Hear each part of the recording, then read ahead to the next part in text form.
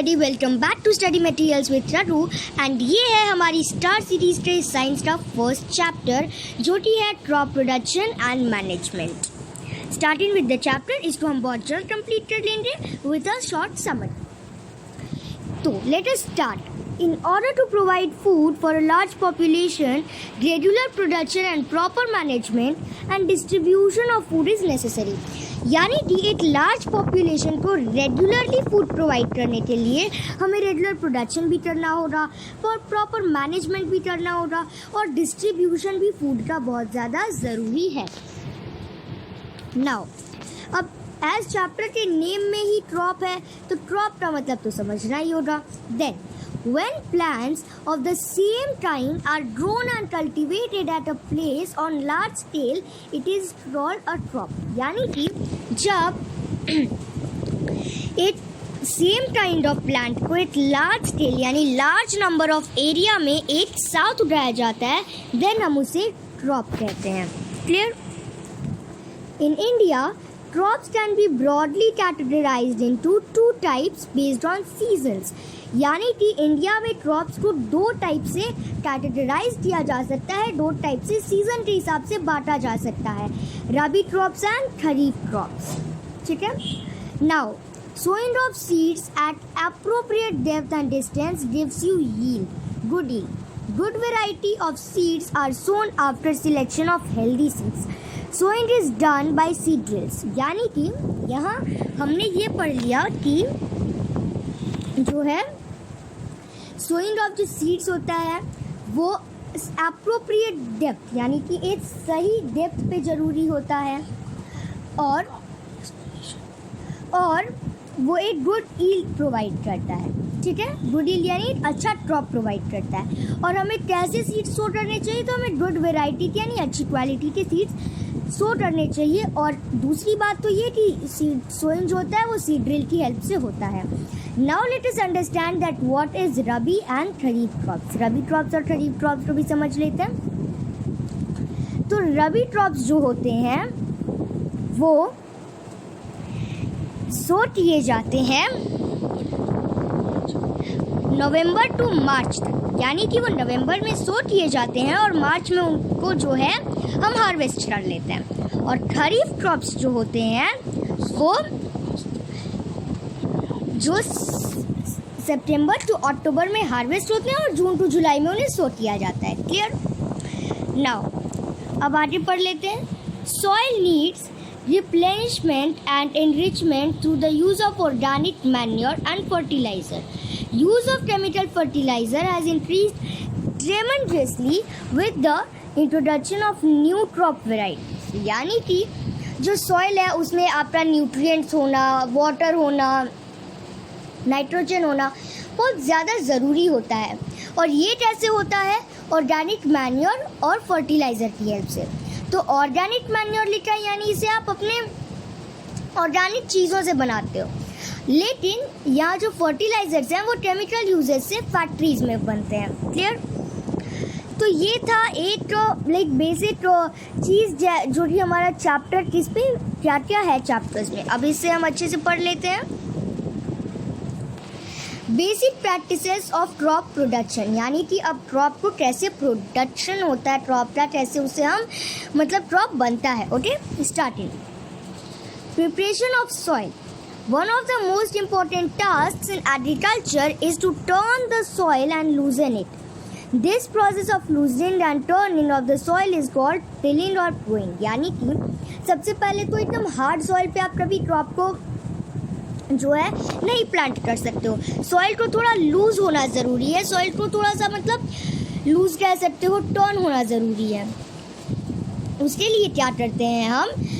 Tilling एक process है और प्लोइंग एक प्रोसेस है। प्लो आपको पता होगा हल, इसकी हेल्प से हम क्या करते हैं कि सॉइल को लूज कर लेते हैं और सॉइल में जो लम्प्स होते हैं ना उनको पहले तो हम ब्रेक करके सॉइल को एकदम प्लेन बना लेते हैं। तो this is the preparation of soil. Sowing. अब सोइंग क्या है?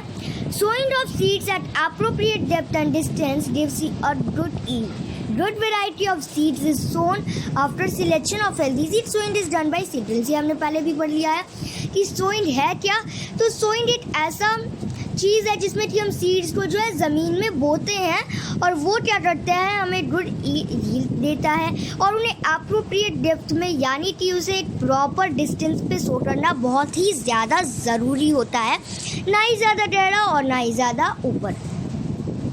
Now add in manure and fertiliser, हमने पहले ही पढ़ लिया मैन्योर और फर्टिलाइज़र क्या है, उसे ऐड करना भी देख लेते हैं। Soil needs replenishment and enrichment through organic manure and fertilizer. Use of chemical fertilizers and tremendously with the introduction of new crop varieties. यानी कि मैन्योर जो होता है उसके बारे में भी हम पढ़ेंगे, तो जो फर्टिलाइज़र के बारे में भी पढ़ेंगे। तो अब इन लोगों का यूज़ क्या होता है ये देख लेते हैं। ये लोग सॉइल को रिप्लेनिश करते हैं और एनरिच करते हैं न्यूट्रिएंट्स में, ठीक है।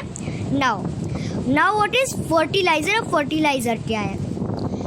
The inorganic compounds containing nutrients such as nitrogen, potassium and phosphorus, they are made in factories, example urea. तो ये क्या है? फर्टिलाइज़र एक इनऑर्गेनिक कंपाउंड है, यानी कि वो ऑर्गेनिक मटेरियल नेचुरल मटेरियल से नहीं बना हुआ है और उसमें कौन कौन से न्यूट्रिएंट्स होते हैं, तो उसमें नाइट्रोजन होता है, पोटेशियम होता है और फॉस्फोरस होता है, ठीक है। और उसके कुछ एग्जांपल्स हैं यूरिया, ठीक है, अमोनियम सल्फेट, पोटैश एक्सेट्रा। तो ये सब क्या है? ये सब कुछ काइंड ऑफ फर्टिलाइज़र हैं, क्लियर। अब देख लेते हैं what is manure. Now a natural substance prepared from decomposition of plant and animal waste such as cow dung, animal bones, dead leaves, dead insects, vegetable wastes by the action of microbes।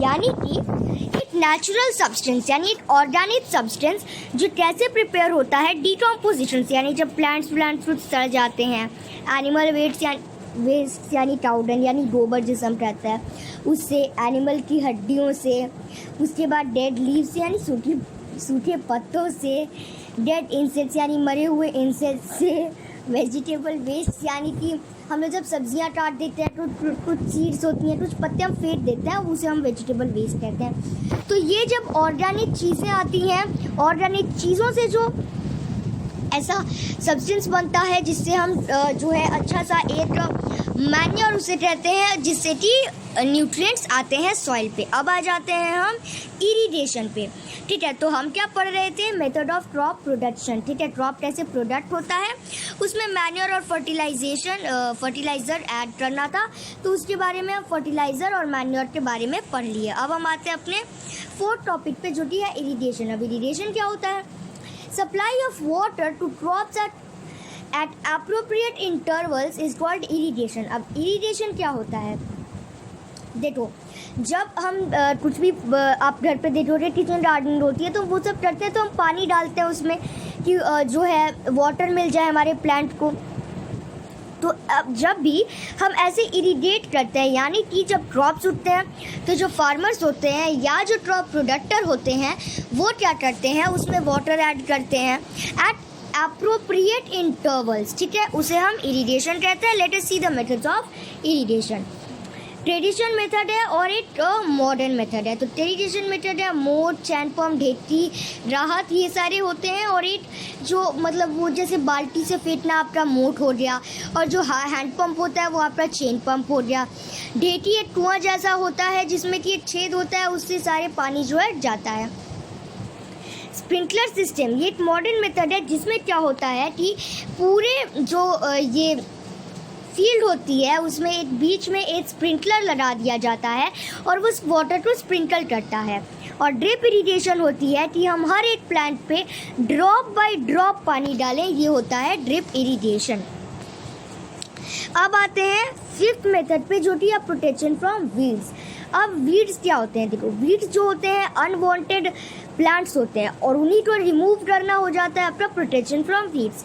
Weeding involves removal of unwanted and uncultivated plants called weeds, यानी कि unwanted plants को हटाना weeds हो गया। अब आते हैं हम हार्वेस्टिंग पे, यानी ये सब करके जब हमारा क्रॉप उग गया तो अब हम क्या करेंगे, उसे कट कर लेंगे जो कि हो जाएगा हार्वेस्टिंग। यानी कि harvesting is the cutting of mature crop manually और बाय मशीन्स, ठीक है। ये हो गया हार्वेस्टिंग। अब हमने क्रॉप्स को कट भी कर लिया, अब हम उसे स्टोर करेंगे, ये भी पढ़ लेते हैं। Proper storage of grains is necessary to protect them from pests and microorganisms. Harvested food grains normally contain more moisture than required for storage. Large scale of storage of grains is done in silos or granaries to protect them from pests like rats and insects. Farmers store grains in jute bags or metallic bins. यानी कि अब proper storage क्यों important है? Proper storage इसलिए important है क्योंकि micro organisms जो होते हैं, कीड़े मटोड़े, उनसे उसे बचाने के लिए। देखो, एक बार में वो सारे ग्रेन्स को नहीं बेच सकते हैं, सेल नहीं कर सकते हैं, इसीलिए उन्हें उसको स्टोर करना ज़रूरी होता है। और वो स्टोर कहाँ करते हैं? तो जूट बैग्स में और मेटालिक बिन्स में, और वो एक बड़े से रूम में किया जाता है जो कि मॉइस्चर फ्री होता है, यानी उसमें बहुत ज़्यादा सनलाइट आती है, जिसे हम साइलोस कहते हैं। ठीक है, अब आ जाते हैं Food is also obtained from animals. Which animals are reared?